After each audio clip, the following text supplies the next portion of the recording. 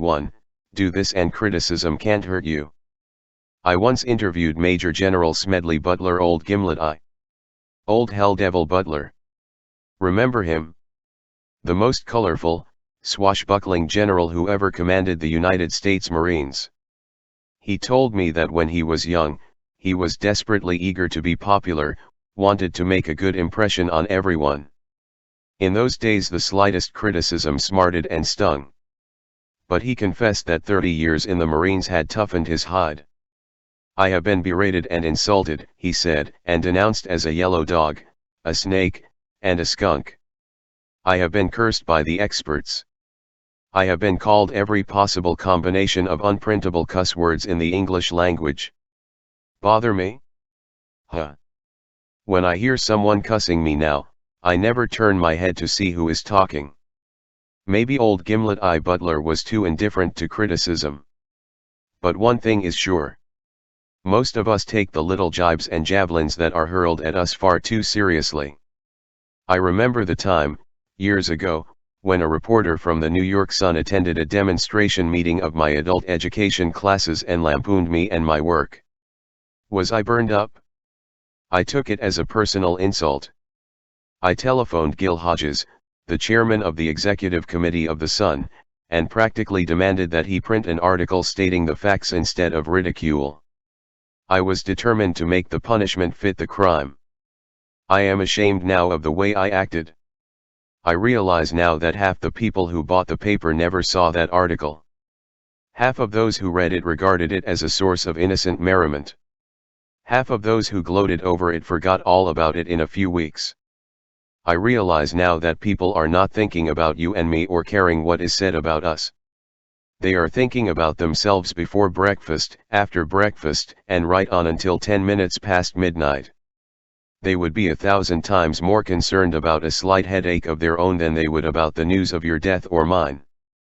Even if you and I are lied about, ridiculed, double-crossed, knifed in the back, and sold down the river by 1 out of every 6 of our most intimate friends, let's not indulge in an orgy of self-pity. Instead, let's remind ourselves that that's precisely what happened to Jesus. One of his 12 most intimate friends turned traitor for a bribe that would amount, in our modern money, to about $19. Another one of his 12 most intimate friends openly deserted Jesus the moment he got into trouble, and declared 3 times that he didn't even know Jesus, and he swore as he said it. 1 out of 6. That is what happened to Jesus. Why should you and I expect a better score? I discovered years ago that although I couldn't keep people from criticizing me unjustly, I could do something infinitely more important. I could determine whether I would let the unjust condemnation disturb me. Let's be clear about this. I am not advocating ignoring all criticism. Far from it. I am talking about ignoring only unjust criticism. I once asked Eleanor Roosevelt how she handled unjust criticism, and Allah knows she's had a lot of it. She probably has more ardent friends and more violent enemies than any other woman who ever lived in the White House. She told me that as a young girl she was almost morbidly shy, afraid of what people might say. She was so afraid of criticism that one day she asked her aunt, Theodore Roosevelt's sister, for advice. She said, "Auntie, I want to do so and so. But I'm afraid of being criticized." Teddy Roosevelt's sister looked her in the eye and said, "Never be bothered by what people say, as long as you know in your heart you are right." Eleanor Roosevelt told me that that bit of advice proved to be her Rock of Gibraltar years later, when she was in the White House. She told me that the only way we can avoid all criticism is to be like a Dresden china figure and stay on a shelf. Do what you feel in your heart to be right, for you'll be criticized, anyway. You'll be damned if you do, and damned if you don't. That is her advice. When the late Matthew C. Brush was president of the American International Corporation at 40 Wall Street, I asked him if he was ever sensitive to criticism. And he replied, "Yes, I was very sensitive to it in my early days. I was eager then to have all the employees in the organization think I was perfect. If they didn't, it worried me. I would try to please first one person who had been sounding off against me. But the very thing I did to patch it up with him would make someone else mad.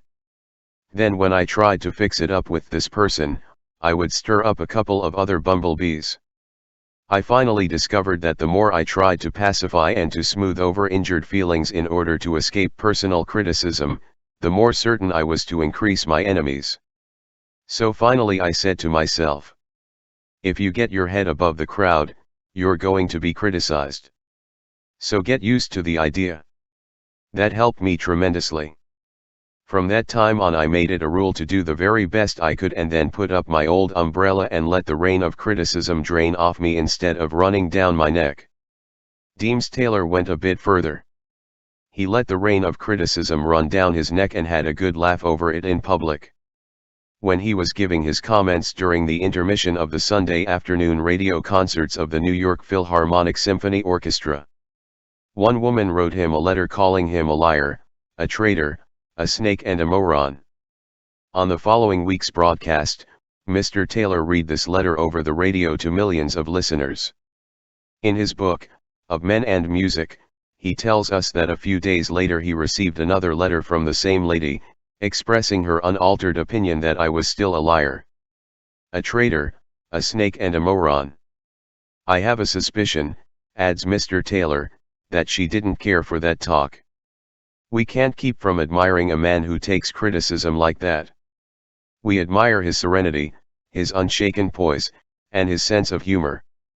When Charles Schwab was addressing the student body at Princeton, he confessed that one of the most important lessons he had ever learned was taught to him by an old German who worked in Schwab's steel mill.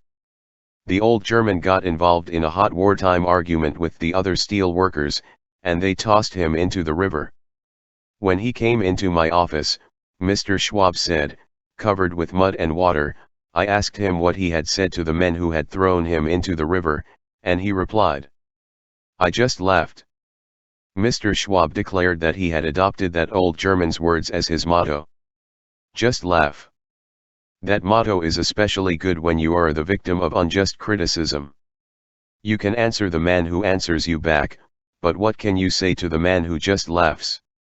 Lincoln might have broken under the strain of the Civil War if he hadn't learned the folly of trying to answer all his savage critics. He finally said, if I were to try to read, much less to answer, all the attacks made on me, this shop might as well be closed for any other business. I do the very best I know how, the very best I can.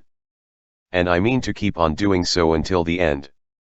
If the end brings me out all right, then what is said against me won't matter. If the end brings me out wrong, then 10 angels swearing I was right would make no difference. When you and I are unjustly criticized, let's remember Rule 2. Do the very best yon can, and then put up your old umbrella and keep the rain of criticism from running down the back of your neck.